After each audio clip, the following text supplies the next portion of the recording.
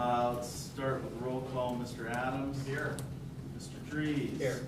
Mr. Halter. Here. Mr. Hermes. Mrs. Walter. Here. Mr. Walterman. Here. All right, we've got a quorum. The purpose of this hearing is to receive public input concerning the proposed amendments to the Greenhills zoning code and the Greenhills zoning map.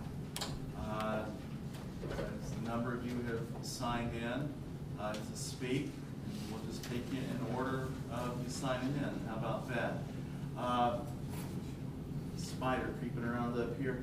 I think, though, before we do any public input, we're going to have a short presentation from Todd Kinski from Hamilton County Planning, who's been intimately involved with this process, to show the zoning map and to basically give a brief synopsis of the changes that will be that are being proposed for the zoning ordinance. So, no further ado, Mr. Kinski. Okay, good evening. It's good to be here. There are two things that are before the council tonight for public hearing consideration. Oh, I'm sorry. I thought that was it. It's not yet. Oh, I'm sorry for that. I apologize. I'm sorry. I thought I was. Can everybody hear? There are two things. Turn around must be great. You guys already know what he's gonna say. You got that right, that works. I can do that. There you go. Oh, thank you. The last time you spoke, I didn't know half what you said. It was all fantastic, so you didn't miss it. I know, but I need to know. It's the all right. I'm facts. just joking. Okay. He didn't know either. It's I'm okay. sorry. I thought this was fine. There are two things that are before the council tonight for consideration of public hearing. The first is the modification to the text of the zoning code. And I'll go into those details in just a moment. And the second thing is a map amendment to the village zoning map for the village center district. The village center district map is shown here. I assume you all have a copy of this. Essentially, it's a lot of the area that you know as the center of town, the shopping center, the golf course, some of the vacant land back behind us, the Winwood School building property, the church property on the corner, and then village-owned property on the west side of Wynn Road. If you want a copy of that map, we do have some copies.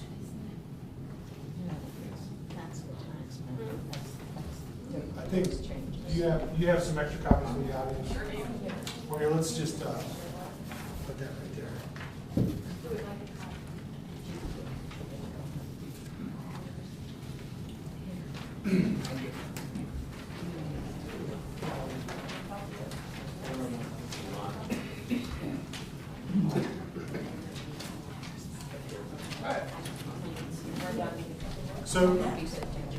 So this map identifies a new district that is included in the text amendment that's in the zoning code.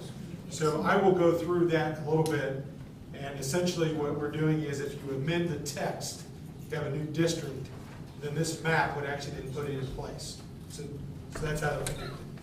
That's the only changes that's being proposed to the zoning map, is this one district.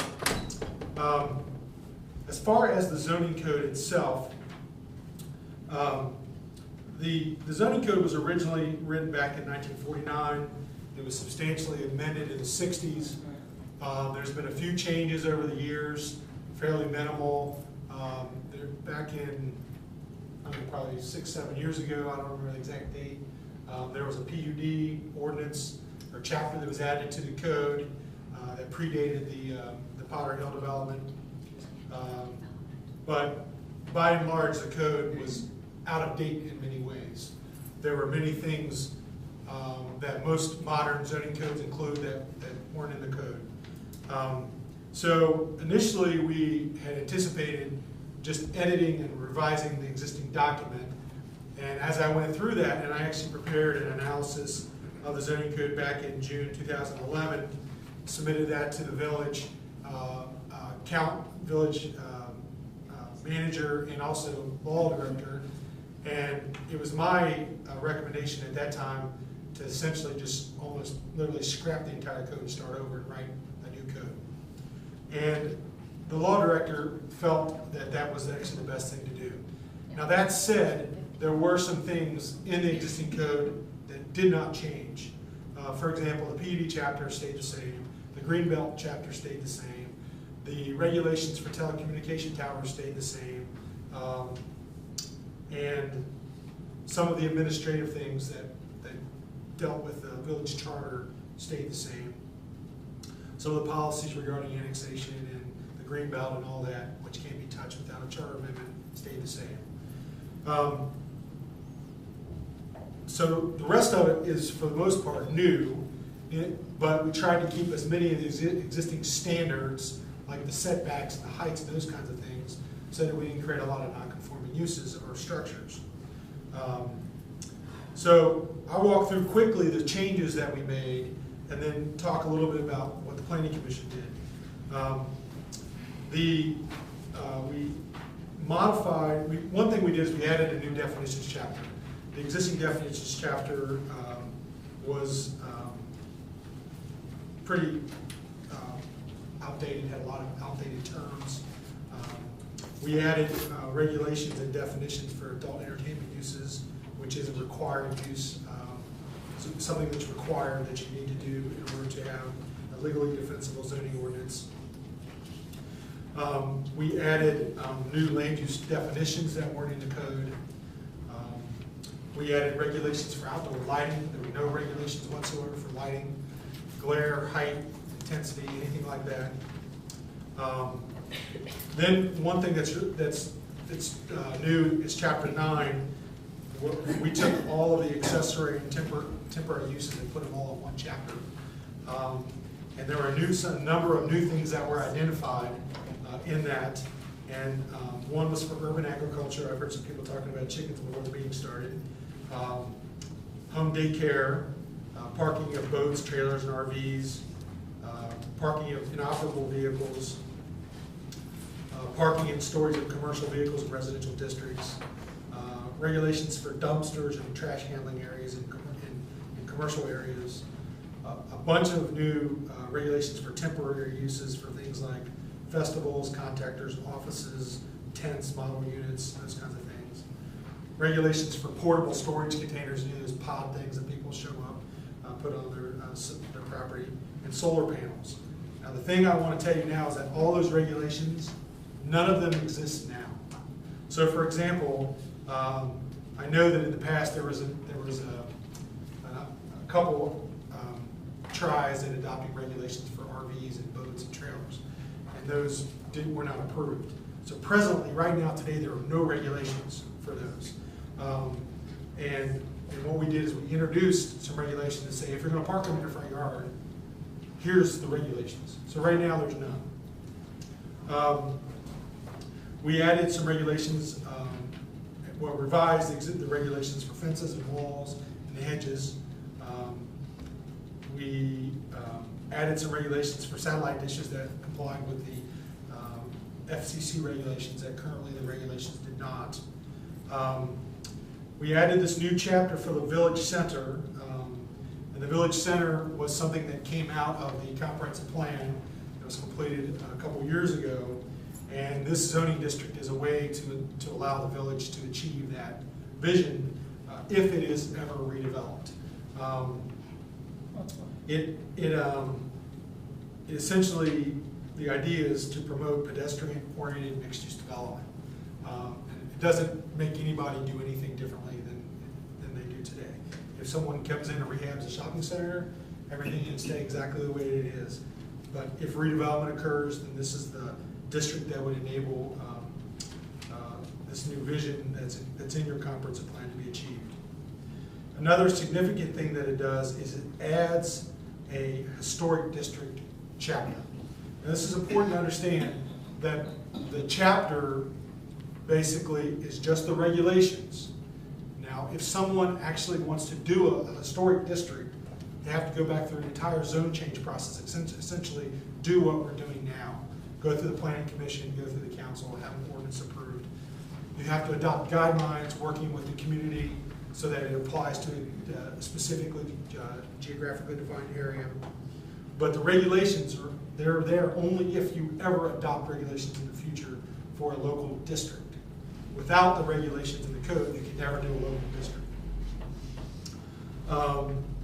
It adds landscape standards for buffer yards and streetscapes. There's virtually no landscaping required within the zoning code now for commercial or multifamily uses. It adds regulations for all-street parking and loading requirements. The code right now is pretty, it's not real clear on the standards. It actually says here's the design, here's the standards on how you do parking requirements, looks at the setbacks, requires you to maintain it, those kinds of things. There's also a new chapter that adds a comprehensive set of sign regulations.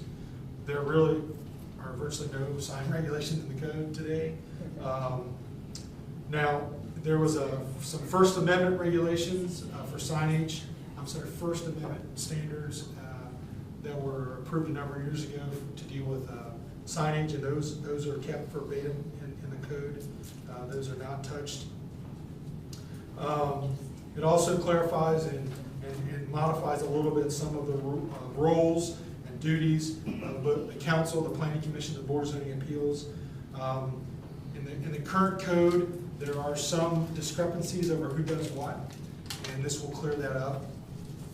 And another very significant thing that it does is that it adds site plan review capabilities by the planning commission for all multifamily and commercial uses.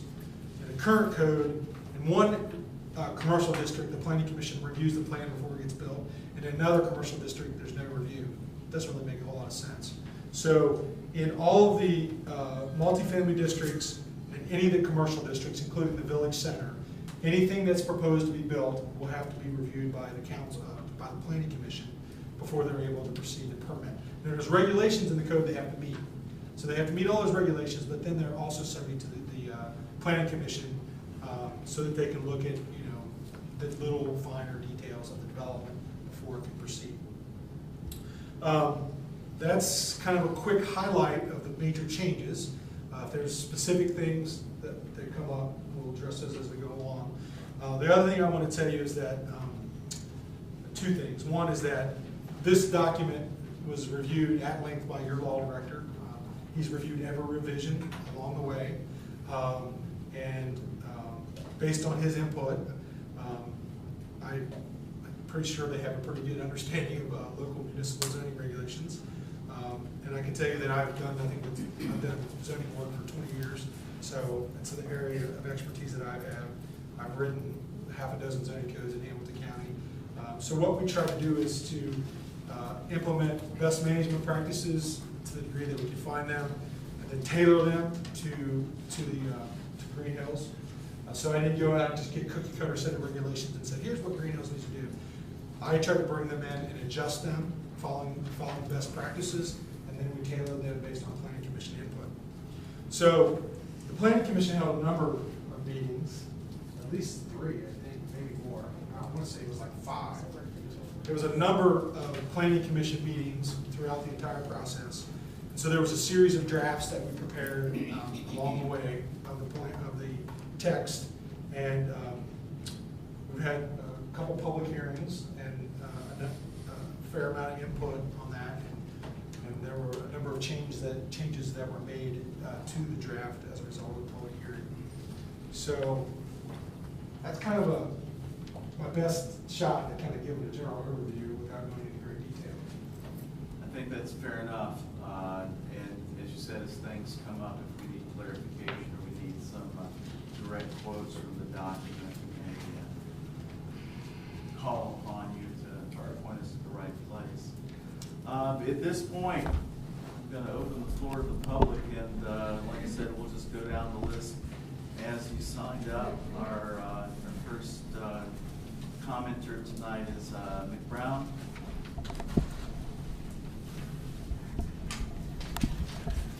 As our mayor said, I am Mick Brown. I've lived in Greenhills for approximately 65 65, 66 years. My parents moved here when I was an infant of 1 year old. My dad's still alive and is here, and with the exception of a few years after school, I've lived here. I went to Dayton and met my wife, moved back to Greenhills on Brompton, and we've lived on Day Spring Terrace for 40 years. So I appreciate very much the neatness of this community, and when somebody starts messing with it, I get sort of worried about it. I think I have a question for you guys too, just to help me out. And the newspaper talks this, and then somebody else talks this, and I need to be clear. Have you folks made a decision on this yet? And No, now sir. you're just here to tell us about it, or you're asking for our input so that later on you can make a decision about it? I don't think any decision has been made. There certainly has been, there's been some discussion in general regarding the thing at the council level. But, at this point, we're here tonight and 2 weeks from tonight to get input, and then it'll be discussed. It's not like we're in a all-fired hurry to get something passed. So Okay, I'm glad to hear that. I did read some stuff which made me believe that this was not true, that you had made a decision, and you were just now here and going tonight and in 2 weeks telling the people about it, but I feel better already. And one of the things that bothers me about a lot of the stuff, especially that on the west side of Winton Road, is this world, especially our country, is just all geared up for green space. And no one's got enough green space, and now it's being considered to tear a bunch of green space down on the west side of Winton Road so we can put in a shopping center. And it is sort of stupid to me because we've got a shopping center on the other side of the road. It's not even half full. I know there's a jerk of a person who owns it. Amen. And I just cannot conceive of that being changed. I don't know why anybody would want to change that from anything but the green belt that we have. That was a wrong termination. The green area that we have, I just don't understand. It just doesn't make any sense. In fact, that would probably be a bad deal. I don't think you'd get a whole bunch of shop owners from you in that area. The place where you would get shop owners, and I talk as a retired Walgreens pharmacist and a Walgreens store manager, are these big one-box Walgreens and CVS stores. They'll go somewhere and they'll do well, like at the corner of Damon and Winton, there would be a good space for it on either corner, even where that little pretty corner is that they've just eliminated some crummy buildings. But those companies, including my company, after 15, 20 years, they have no problem in relocating and running away and leaving an empty building there. It wouldn't be something we'd have to deal with. I'm sure I would be dead by then. But that would be a problem that these big box drugstores and McDonald's and all these other people, even the Krogers, look at the 3 different locations they've used in Brentwood in my little lifetime. They've been here, they've been there, they're back in the shopping center now, and those big companies just do it that way. And I think it would be in the long run a bad deal for our little tiny village. Quite frankly, don't understand why we need any more shops. Our people don't go shopping in Greenhills. My wife doesn't. If there was an IGA, maybe. The shop is just, we're not going to be the size village that can support a little tiny shopping center. It's as simple as that, in my opinion. And this is sort of off the subject, but sort of on the subject. I've heard recently that our present shopping center is very much considering a problem of going to bankruptcy. Has that been studied by you people yet? Are you going to worry about it? Are you going to look at it and see if it can benefit our community? And maybe it's just a rumor, I don't know. It's one thing our little town has plenty of. That's about all I have. I'm sure my 5 minutes is about up anyway. I love this little town. not quite, man. I love this little town. I spent so many years on the fire department. All of my friends are from this little town. And I don't want to screw it up any more than it is screwed up. Amen. Amen. All right. Mr. Mayor, can I make a comment a little bit about process? Certainly. The process in reviewing the zoning code has taken about a year, roughly, maybe a little bit longer. And when the planning commission had finally gone through multiple drafts and got to what they thought was a pretty good document, we had a public hearing, and as required by law. And then there was a motion made by the planning commission to recommend that the zoning code go to council. And so there's already been one public hearing. Council has an obligation to have one public hearing. We've elected to have 2 public hearings. And I suspect that there are some people that may not be able to be here either of those 2 nights or the one that we already had. And so we would encourage anybody like that to email any comments to us. I've gotten one of them. So that's the process. Nothing's been decided. Yeah, it's a secret. Thank you. All right, comment, no? Just a quick comment. Nick, I appreciate where you're coming from, especially on the west side of Winton. Expressed that at the last village council meeting. And it is our chance, that's why we're having this meeting for one reason, is it's our chance to weigh in, those of us that have not been part of the lead-up meetings to this. And are as concerned, if not more so, than some of the residents on what happens, especially with that space and other spaces. Just so you know, one of the motives, and again, I am not for developing the west side of Winton. One of the motives is, try to offset taxes by getting businesses in here. And I don't think that's the way to do it myself personally, but we'll be discussing it further as we hear your guys' input and get through the rest of the process. But thank you for your comments. You're welcome. And, germane to that, we've had 2 times that folks have come to us about putting a big box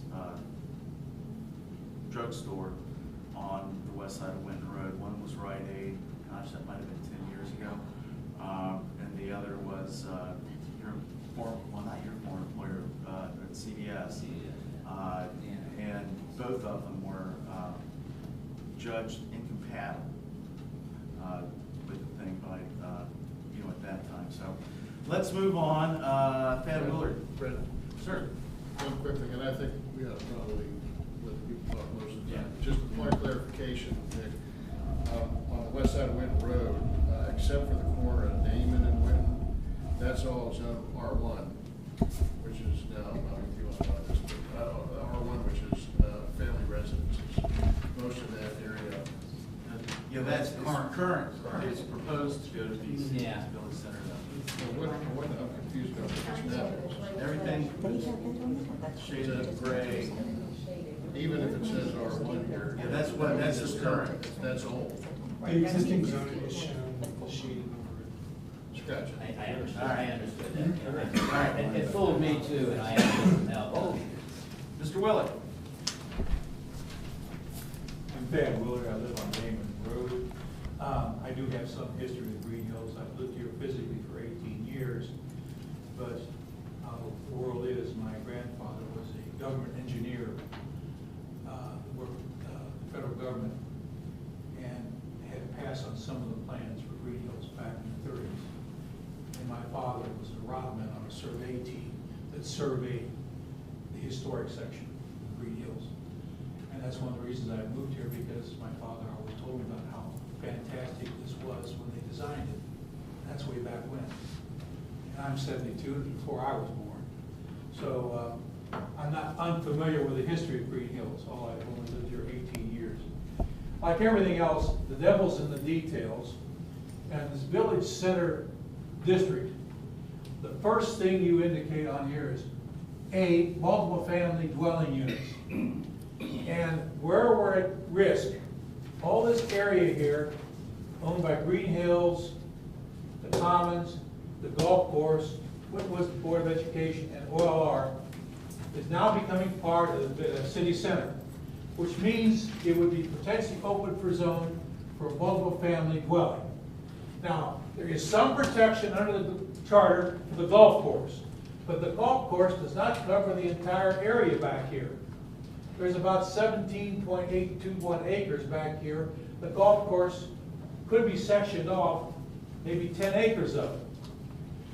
So technically, the charter only protects what the golf course is. That means the rest of this area, including where Malloy is, would be open for development.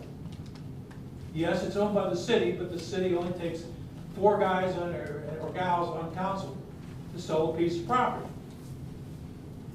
This area here is owned by Winton Woods Board of Education. That's the white building behind the Commons. There's a large white building there, and there's roughly an acre behind there. It's no big deal to survey and section off the white building in front and sell the back for development. And where this is going to go is going to go to multi-family dwellings. And that translates into either Section 8 or metropolitan housing in all likelihood. We're not going to get $200,000 condominiums in Greenhills. I'm sorry, it's not going to happen. It'd be great if it did, but we're not there, and we're way beyond that. OLR. It's owned by the Archdiocese of Cincinnati. It has a school that's used very minimally. Most of it's closed down. The parish itself, they share a priest with St. Matthias part of the time now. That is ripe for sale. There's no rumors that I've heard of that the Archdiocese is going to sell it tomorrow. But for the right price, under the circumstances, with the dwindling parish perhaps, it would be open for sale. And since you have a school building here that would be also amenable to development under an apartment building concept in the rest of that area, you would probably in all likelihood get low-cost housing here, either metropolitan or Section 8. Now, none of this, in my opinion, is going to help your tax base. You gotta, my German grandfather used to say, you gotta measure what you're gonna get gained by what you're gonna lose. And you'll be lucky to come out neutral if this goes for multi-family development at this point in time. Because whatever you gain in taxes, you're going to lose in the cost of other services, either fire, police, or other things that are necessary there. It's just the nature of things. And we've already had some problems in, I think, C-section, some of the areas where we've had some metropolitan housing where, unfortunately, there's incidents. Yeah, everyone tries to take care of it, they try to keep it down, but it's a reality. So I really don't think this village center concept would be good for this entire area. I think the west side of Winton Road should be excluded from it, like the prior speaker indicated. First place, you don't have much land there, and the most you could put there is a strip mall anyway. And it's zoned for R1, and R1 makes it relatively safe because you're not going to put too many houses there either. This other stuff, the golf course, there was some rumors that they were going to try to put condominiums back here at one time. Now, yeah, you have to change the charter to do that. But anything on paper can be changed on paper. And once you put this in the city center designation, there will be pressure at some point in time, if not tomorrow, next year, or 2 years from now, hey, let's change the charter and sell this and make a few bucks. Now, once this green space, this is not green belt, this is green space. Once you lose it, it's gone. You don't get it back. It's the lungs of our community. Let's just don't lose it. We want to breathe. Thank you, Mr. Willett. Chuck, Peter, Hatter, Kachira? Kachira? I'll come up anyway. Kachira, oh, that's Chuck Kachira. Yeah, Okay, different guy. I can't. I don't know, I signed up to speak, so. Yeah, yes, Okay. you did. I'm just trying to Okay, figure I don't know, there out might how be to two pronounce Chucks. this other guy's name. Can you give me a second? Chuck, the other Chuck? I'm here, but I didn't sign up to. All right. Okay, that's not There's maybe. no. I thought I'd be All right, screened. there's I just thought no- maybe I saw my name. Fair enough. All right, All Mr. right. Kachira, go for it. I've been a resident of Greenhills since '96. I was one of the, our family was one of the first ones to get involved with the Home Start, or the Hamilton County project, you know, where they gave you the low interest loans, put an addition on our house. Been here since '96. I'm a homeowner, I'm the second owner of my house. What my main concern is with this is not necessarily this. This here too is very important, but mine is I live next to renters, and to put it bluntly, most of them are slumlords. My one thing that I'd like to talk about is the fences, and I'd actually considered not changing it from the 6 feet height. You want to do a 4.5 foot tall. I put a privacy fence on my side yard because the guy had a dog that just jumped over my fence, had worms, and just his yard's a mess. Fish tanks, TVs, you name it. So I put a fence up. My backyard's the same way. I had renters in my backyard.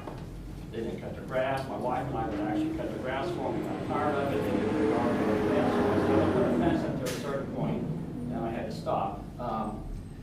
And I apologize, I can't remember this, but it calls now for a 4.5 foot tall privacy fence with 50% of sight going through it.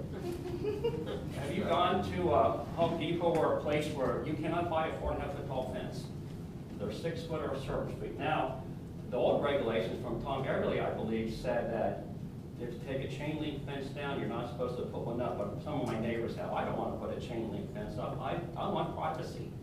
I bought a privacy fence for privacy, so I don't have to look at my neighbors. Now, the house on Burley, it's also a rental unit, and they don't paint it. It looks absolutely terrible, and I can't do anything about that. No, I can't put a fence up there. So I'm asking you to reconsider the 4.5 foot tall fence to make it a 6 foot privacy fence. We talked with Ted at the festival, and he said a privacy fence is for privacy. So that is my main concern. Another question that I have: if there are things now that are not mandated and are going to be changed, are we going to be grandfathered in and permitted to keep the things that we have that aren't in violation now that would be? No. It depends on what it is. Okay.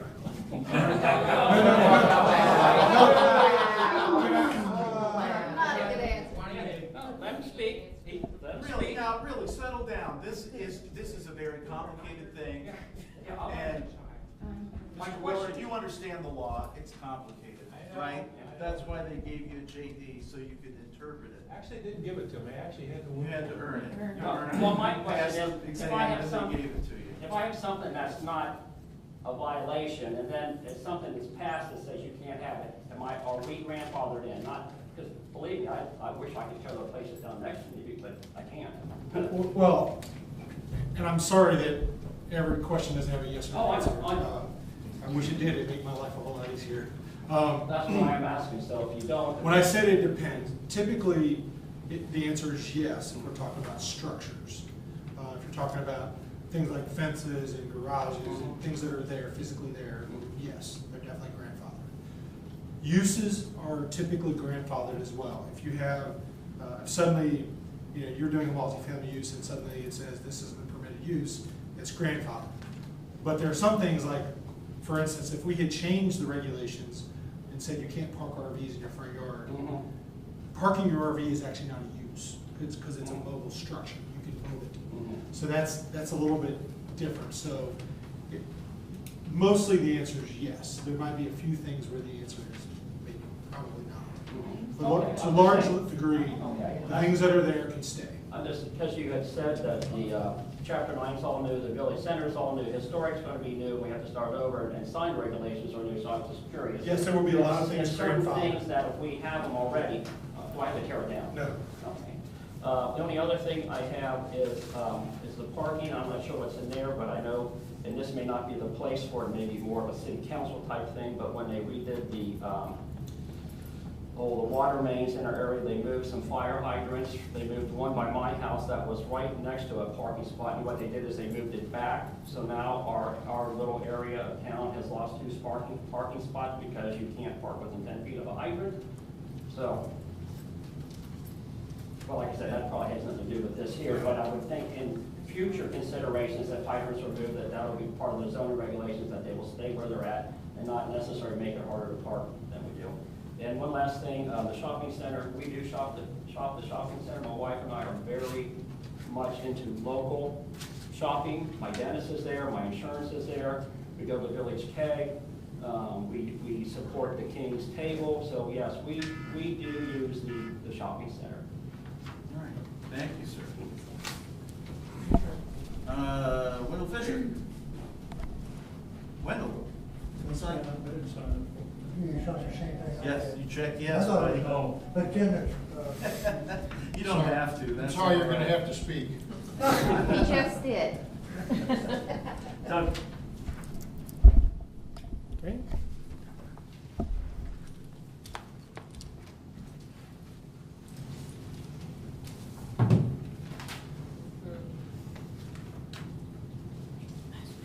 Doug Kohler, 53 Ilona. I also agree with the west side of Wind Road. We need to leave it like it is, nice and green. I know when I drive up Wind Road, I think that's one of the big things about Greenhills. You can look on that side and see it. And as far as improving the tax base, I don't see it really in the long run doing anything for us. I think it would drive more people away, it would cause problems with the people behind there. And right now it's an asset like it is. Question I have about new zoning, I understand what you're saying, Todd, as far as you can't basically regulate something out of existence.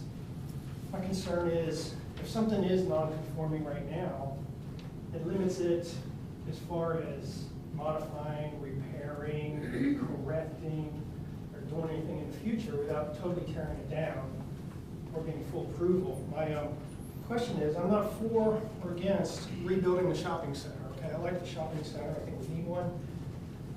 But if we designate it as city center and put all these regulations on it, won't that limit any repairs or construction that might be helpful other than total rebuilding of it? I know in the new code, the facade has to be a certain way. Okay, and it obviously doesn't meet that at this point, so if they wanted to redo the facade to make it look nice or do some work there. I have no clue if that's what's planned for it, but I think it kind of ties hands. Just some thoughts I have there. I'm afraid it's going to make it not, it's obviously not conforming. And I'm worried it limits what could be done. I want to bring up urban agriculture. I think growing stuff is fine, planting stuff, but I personally don't want chickens in my neighbor's yard or small goat. It's not the chickens and goat that I have trouble with. We've already got coyotes and foxes that people complain about in our area coming from the park, which, you know, are just part of the way it is. But if we bring chickens and other small animals, it's going to attract them to our area. I don't want to see my small pets get killed from a coyote that came in our area. So I know the Hamilton County zoning code on this one has urban agriculture also, but they limit it to you can't have the small farm animals unless you have an acre or more. I believe most of our properties are more than an acre. Something like that might be useful. Just a suggestion there. I don't know that many people in our community are looking to have chickens. I haven't heard anybody suggest that they want that for small animals. Just chickens. Well, I think it's just hens. I don't think, you're not allowing roosters. So, They're chickens. yeah, so I don't, honestly, I don't know anything about farming except that I'm really not interested in them in my neighbor's yard. The only comment I've got other than this is I really want to encourage you to take your time on this. This is a very, very important document. There's no need to push to try to get it passed at the October meeting or even the November meeting. I know you all still have a lot to look over, and it's a big document. I've looked through it, I can't even read it, it's so big. A lot of people here have looked at it, obviously. If anybody needs a copy of it, I know they have copies of it, or I can print you off a copy. Anybody wants to look at it, I think it's very important. This is going to be with our city for many years. Once it's passed and changed and meets what everybody's decided, it's going to be there for a long time. It's hard to change these little things. I know people talk about charter amendments. They're not as easy as it sounds. It takes a lot to get something changed to a charter amendment. That's all I got. I just encourage you to take your time on this. Thank you. Thank you, sir.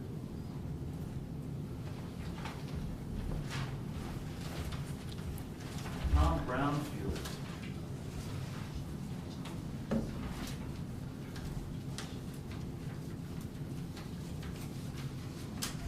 My name's Tom Brownfield. I live on 29 Damon Road. Most of the people in here, it looks like, are from the D section. And, I'm totally opposed to all of this zoning, especially the west side of Wind Road, because that's where we all live. And I think this is gonna devalue a lot of properties also. And, I was born and raised here in this village, and, I left for a while, moved back in 2001, and I didn't like what I saw then, and I just think this is another step backwards. And, this is not why I moved back to Greenhills. And the other item I want to address is this proposed kennel thing, which consists of anyone that owns 4 or more domestic animals, as it's listed in the thing. I mean, I do happen to own 4 dogs. I did get a phone call from somebody at the county telling me I would be grandfathered in. But I mean, there's a lot of other people around here that have probably 4 or more domestic animals. It doesn't say dogs, it says domestic animals in there. And, I just think that that's an ordinance or whatever that does not need to exist. Because I mean, unless people are in this for commercial, I can see, limiting somebody having a commercial interest and running a kennel or whatever, but for, somebody just to have, 4 or more pets, I don't see a problem with that, as long as they're not causing a nuisance in the neighborhood. So, I just, oppose that, and along with all these zoning changes. And, like I said, I grew up here, and I mean, we played football over on the west side of Winton Road, played baseball back behind the White School, I played on the golf course. I mean, we just played everywhere. I mean, like Thad said, you get rid of this stuff, it's gone, it won't come back. Yeah, that's all I have to say. All right, thank you, sir.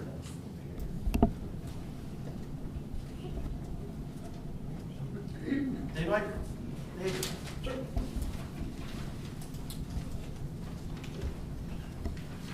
Like most of these people, actually, I'm on David Road also. I'm not really into that redevelopment on the David side. When you have old Johnny's Toys that we can't rent that out at the shopping center, it's vacant. I think I have many issues there with your other retail development. And if that was all full and I guess the economy was booming, I guess maybe I could think about it, but I think you got a lot more other properties that are vacant than you actually get full. So the whole, actually, David Road corridor over there, I think it's really gonna affect us in months. Actually, the gentleman here, he actually made a good point about, I guess, Burley Circle, and I had read through the zoning changes, and I want to say 10 or 15 years ago, we did have some slumlords, and basically you guys bought them out and bought most of those properties up. Well, some of them are coming back into town, whether we do have a few, and then the ordinances, I don't really see in place that you can keep a check on them for the outside of the property, which he's talking about. It's, just disrepair, and how are we gonna correct the disrepair? I didn't really see that in your ordinances to keep that corrected, to keep your village looking the way it should look. That's maybe something you should look at. Also, I actually agree with Mr. Willer here about the multifamily buildings. I think, to build a new building like that, it's going to cost millions of dollars, and you are going to look at high rent, or you're going to look at Section 8. And I'm not really into Section 8. I'm just not a Section 8 person. I own plenty of rental properties, and I think it would be great our village as it stands today. So, and the other thing is actually, if you show this multifamily development, and I guess where's Potter Hill today? I think last year they put all that property up for sale at an auction. They sold none. But they still retain every lot that they put up for sale because they didn't get their reserve or whatever they have on the property. And it just goes to show, I guess, sometimes, I mean, I can see that, you see the future, you want to build, you build, but I mean, I don't know how many millions of dollars were there on Drummond that's still sitting there that we are not getting any tax revenue out of. So I wish somebody would really look at the Potter Hill deal, and I hope we learn from that, and creating all this space for multifamily homes is, I think, pointless. And one other thing is, I don't own an RV, I do believe that these people, and listen to the last meeting, I think they totally have a valid point that, hey, if you own a boat, you want to put it inside your yard. We live in Greenhills, and just like the people said, we're not in Westchester, I know some guy, I don't know, I've been seeing this motor home down there by Beechwoods for years and years, and the guy puts, stuff around his tire, wherever, it doesn't bother me, I see a boat in somebody's yard, it doesn't bother me. Now, if the boat without the tires on it, I understand that, A motor home is ready to fall apart, just get it out of here. But for some guy that wants to have a camper, he wants to go down to Wooden with him and his kids and have a good time, or he wants to go to Brookville Lake, have fun and have at it. I just want to see us as a welcoming community and say, hey, you can't do this, you can't do that. Thanks. Thanks, Dave. Just a clarification, that we're not banning RVs. There's no ban. It's permitting parking of RVs in the driveway, a boat, camper, as long as it's operable, and if it's a licensable vehicle, that it's licensed. That's that story. And as regards Potter Hill, actually, if you take a look at the property valuation and the taxes that the village realizes for the buildings that exist there now versus the buildings that existed there before, we're in the black. Believe it or not. Hey, Fred, and I understand that tax part thing though, but if you look on the other side where you tore down the mother buildings, thinking you was gonna actually develop that up there across the street. That's you're getting no value out of that, so I hope that's you take that into account also. The property that Potter Hill actually developed. Right. All right. Peggy E. Beeler.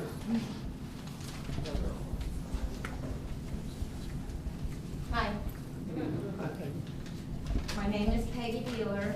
I've lived in Greenhills since 1979, originally on DeWitt Court, which is no longer there. I now live here on Day Spring. This proposed development is in my backyard. I don't like it. I have a prepared statement. I believe the Day Spring and Deer Hill neighbors strongly oppose council's proposed zoning changes. We believe the plan for developing the open space would increase traffic congestion, pose severe safety, environmental, and quality of life risks to our community, and diminish our already declining property values. The proposed development would also deprive the Greenhills community of valuable environmental benefits in green space and habitat for wildlife. We do not want ill-conceived and harmful development proposals destroying our neighborhoods. We don't. For these reasons, it is important to quantify the actual value of open space versus development. Truly responsible planning should try to shape the village's growth in a positive way. Preserving open space is a wise investment that enhances home values. Because of Greenhills' open, green environment, our homes are worth more. This does not just affect the properties on the perimeter of the open space, it encompasses our entire community. A targeted and disciplined approach that equates sustainability with preserving neighborhoods and integrates environmental standards, community preservation, infrastructure improvements, economic opportunity, and, most importantly, public participation is preferable to the proposed zoning changes. The fact that council has shown little to no regard to the property owners on the perimeter of the open space with these proposed changes is unacceptable. We would respectfully suggest council pull the proposal to allow time for the community to be equitably engaged in the process. All right, okay, you're already finished? All right, council hasn't proposed anything. The planning commission went through this process, and the planning commission presented this proposal to council. Council is now presenting this proposal to the community. Do we get to vote on it? No, ma'am, you don't. There you go. But that's That's again, the that's point. that's part You're of that's talking part semantics. of the process. No, ma'am, I'm not. You're talking semantics. I'm talking involving the community, letting the community have a voice, rather than railroading this thing on through. That's what we're doing. We're not railroading. Not if we anything. can't vote on it. Mrs. Antoine, I suspect you're our final speaker. Why don't you come up and enlighten us?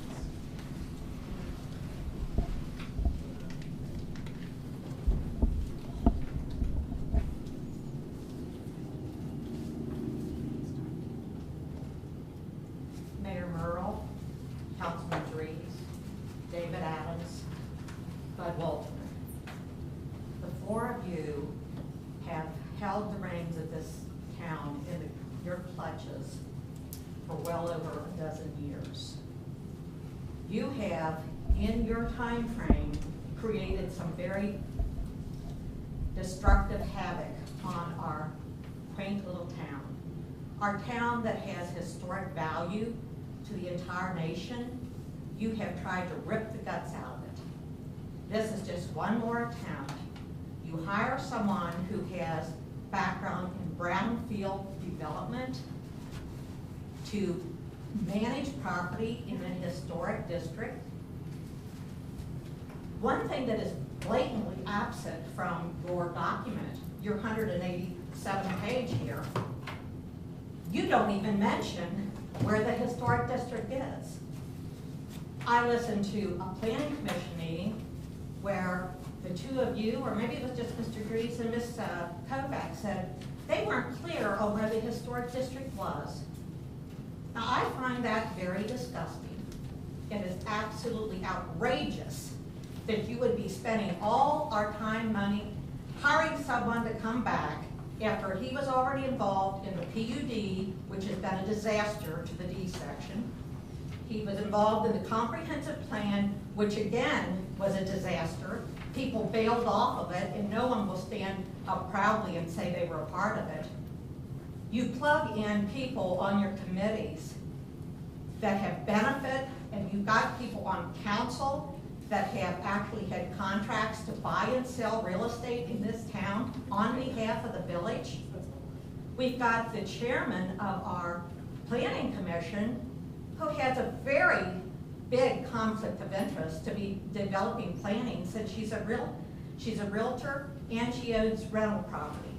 I find it fascinating that you chose to sell a 6-family building 2 weeks ago for a crummy $19,000. It has to do with it because you're driving our property value down, and I'd appreciate it, sir, if you do not interrupt me. Mrs. Antoine, this is My about property comments had a on value. the zoning code. It is zoning, because Ms. Kovac has already mentioned at a meeting that she wants to demo more buildings. She's claiming that there are cost prohibitive factors.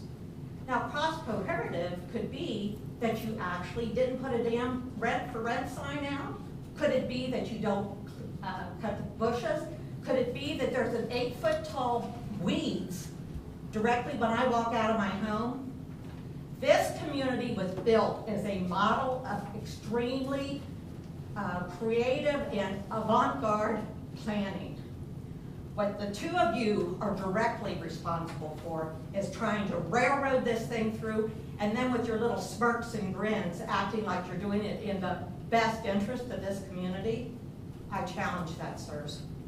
I really think that you have probably been the most destructive duo that has ever set foot in this community. Okay, are there any existing development plans? It certainly seems like there must be, just from the way you've got this written up here. Why is it the community has no idea what they are?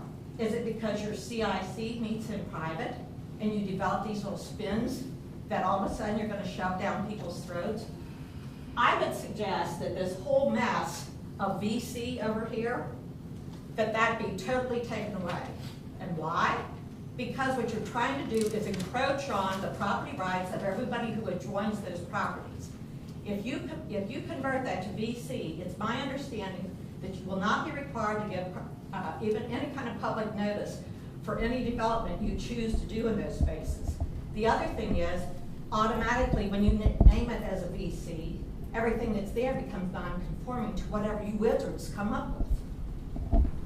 I feel very, very offended by this proposal. I would like to see it put on the shelf And I would like to see someone like Patrick Snaden, or someone from the UC's Department of Planning and Development, that they select someone to give a second opinion on this monstrosity. There's things in here on page 166 where it says, and I quote, "You are not required to even, no public notice or public hearing shall be required in conjunction with a site plan review." What in the heck makes you two think that you've got the right Mrs. to Ann, ram your things down comments. everybody's throats?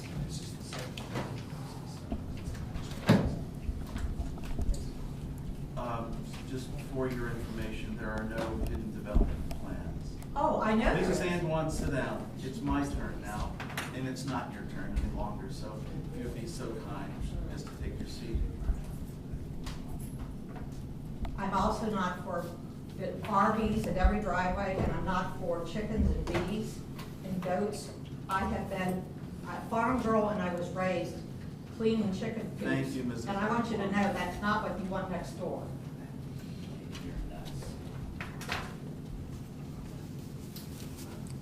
Ladies and gentlemen of council, that is the sum and substance of the individuals who've indicated interest in speaking tonight. If you have any comments to make, we'll start from the left. Mr. Waltman. You can say no, that's okay. I know. I've been doing this for 7 years, not 12. And there's only been one consistency in the whole 7 years I've been here. And that's the barrage of personal attacks, unfair innuendos, and just downright falsehoods spouted by previous speakers. And, you know, I'm just so tired of hearing it that I don't even listen to it anymore. And I didn't make any notes anymore. Her input is valueless as far as I'm concerned. I thank everybody else for the input. It was well done and it is well received. We have made no decisions. That's all I really want to say. Thank you, Mr. Waltman. Mr. Adams. I did want to say, I'm actually very proud to have been on the Comprehensive Plan Committee. We started that committee 4 years ago at least. So that was kind of the start of where we're at today. So as far as taking our time for pushing this through, the way I look at this has started at least 4 years ago. There's been a lot of public input. We have also, that's why we're here tonight, for more public input. We have another planned meeting to have public input again. The other thing I wanted to say was, while we're all considering this, and I echo what Councilman Waltman said, I appreciate everybody that came tonight and voiced their opinion. And, you know, as a family, as a community, we're not all going to agree on everything, that's for sure. But I respect what everyone said about the green spaces and the village center and how it's designated or not. But I think from some of the comments, it's preconceived that it's going to be multifamily Section 8, and that is not the intention at all. So if I could just take 1 minute, I did it at the last council meeting, but I just want to read the purpose of the Village Center District. It's short. It is the purpose of the Village Center District to provide for a walkable, pedestrian-oriented, mixed-use district, including residential, office, commercial, and recreational uses designed in a cohesive manner to serve as a local and regional destination point. So again, it's to wrap things around our community. It's not to build multifamily Section 8 by any means. And I also would ask everyone to look at this. Sometimes we're very nearsighted. Here's where we're at today, and we can only get to there because we're looking at the position we're in right now. The last time this was really redone was 46 years ago. I mean, I think there's brighter days for the village, for the country as a whole, and we want to right this, not with just the constraints that we have as a village right now, but you know, for brighter days ahead. So I appreciate everyone's input. Mr. want to thank everybody for coming out. I think that one of the reasons we decided on 2 different public hearings is we do want to hear what's been said. It helps to have everybody's eyes on this. It is a huge document. There's a lot to it. The one thing I will say is I feel that the reason I got on council was I felt I could help and do my best at doing that. And I think I can say this sincerely. There's not one time I have seen any of the council members with malicious intent, as what they're being accused of at times of trying to take down the village or don't have appreciation for the village. I don't think that there's anybody that's going to claim perfection up here. We want your input, and the proof is in the pudding. You know, we have to weigh a lot of different considerations, and we want to hear what's being said. And I think the heart is behind doing what's best for Greenhills, and that's not just today, but for the future as well, and with respect towards the past. And just to conclude, I was up in Wilmington today, and the hospitality there for an event for Tree Academy was just extraordinary. The number of people there, and they just couldn't wait to tell us about their community, a place that's been hit very hard, as you know, by job loss. Yet their pride and single focus was really, really evident, and it had a magnetic appeal. I guess that's my hope, that we can be unified and start to think of the community as a whole, and think of our neighbor and think of how we can make this a better place. And that's what you're doing by showing up today. Thank you. Mr. Halter, Mr. Tracy. Thanks, Mr. Mayor. Just a couple of comments. I'm appreciative of everyone's input. I think most people will find me very accessible. If you see me on the street, I'll stop and talk to you. If you have comments, you can email me. All of our phone numbers, or at least my phone number, is in the phone book. I'm one of those old school people that actually has a landline in my house, and if more politicians keep calling, it may not be for much longer. But so I do want to hear your input. There is no plans for the shopping center. The current shopping center owner is in arrears on his taxes significantly, more than $100,000. I don't know what his financial position is, but if I had money to pay my taxes, I'd pay my taxes. So I'm guessing he's not in very good financial condition.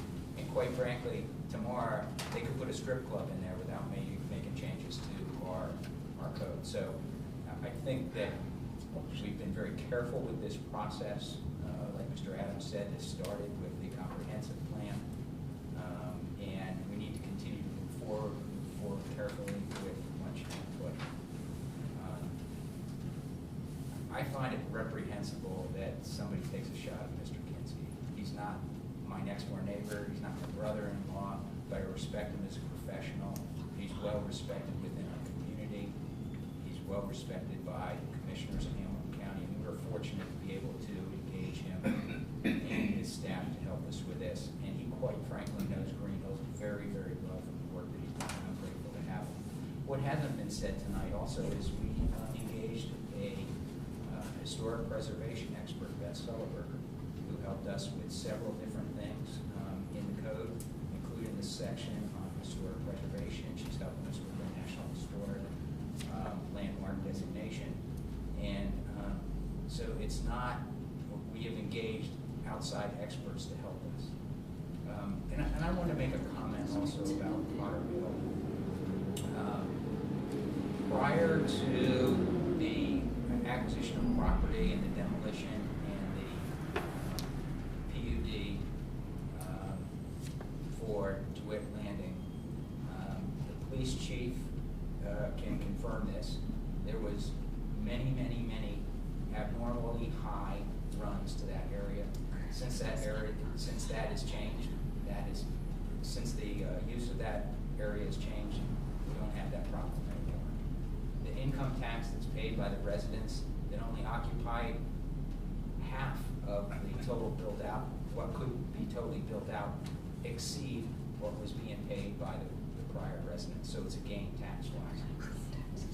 property value that's been built out is higher than what was raised.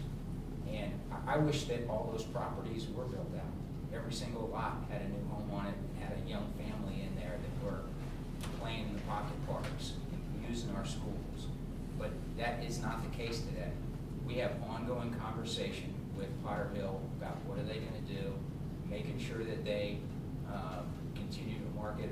But we don't own, the village doesn't own it. All we can do is encourage.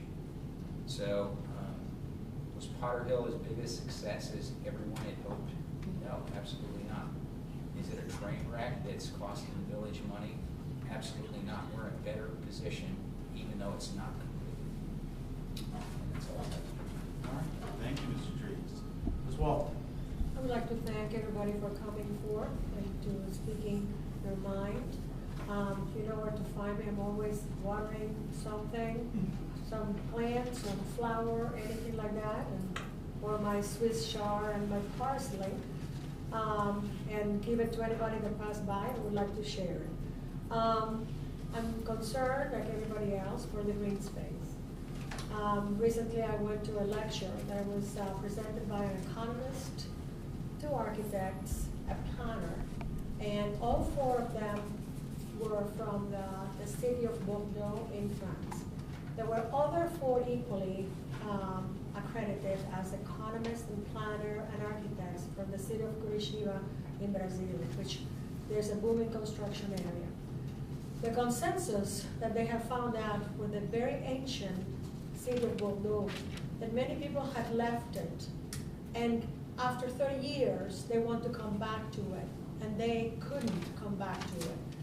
The land that they had left had been given to multiple housing for refugees, etc.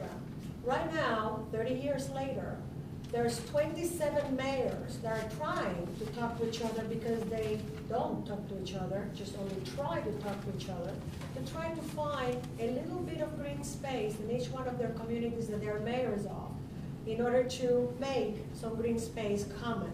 And they're even arguing the fact who is going to take care of that little piece because the other person doesn't want to have to do the expenses of that.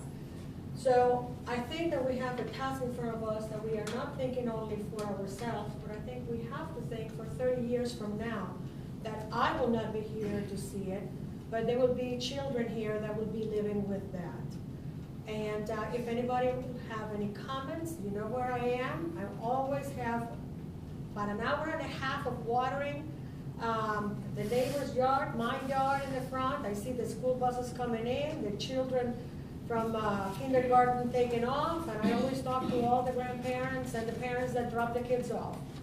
So please engage in a conversation with me, and if not, send an email. Let me know what you feel, and I will carry this through. Thank you so much. Thank you, Maria. If I could make a comment, Certainly. please, thank you. The shopping center has come up a couple of times tonight, and I would like to let you know I've learned from the property owner. The last information we had was regarding a tax lien certificate that will be sold in October. He has informed me that those taxes will be paid. Prior to that, it will not go to a sale, and to make it clear that the property is not in foreclosure. All right, thank you, ma'am. Ladies and gentlemen, I appreciate immensely your input.